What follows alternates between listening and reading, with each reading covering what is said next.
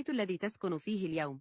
الله أرسلني لأخبرك أن تستعد، لأنني في هذا الوقت أزور حياة 3 أشخاص يسكنون في هذا البيت. نعم، أنت تسكن في هذا المكان، وهناك شيء يحدث. الله يعلم كل شيء، وأرسلني لأقول لك: سأزور حياة 3 أشخاص، وشيئان سيحدثان في بيتك.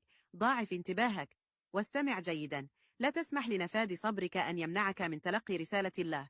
لكن قبل أن أتابع، أحتاج أن أؤكد إن كانت هذه الرسالة موجهة إليك حقا.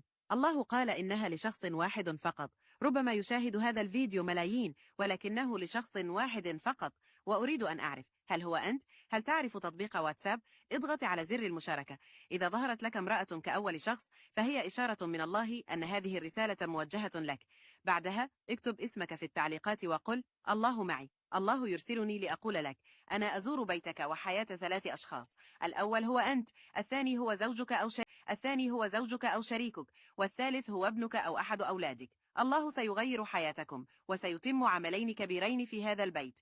أولا، سيقطع رباطا. حاول أن يدخل الفوضى والخلافات والمشاكل. كانت هناك خلافات كثيرة، صراعات داخل البيت، وكان الشيطان يحاول زرع الفتنة، ولكن الله يكسر هذا الآن. ثانيا، الله سيفتح أبواب السماء، وسينزل بركة ورزقا ماليا لأحد من بينكم. هذا الأسبوع سيأتي رزق غير متوقع إلى هذا المنزل. استعد، زمن البركات المالية قادم إليك.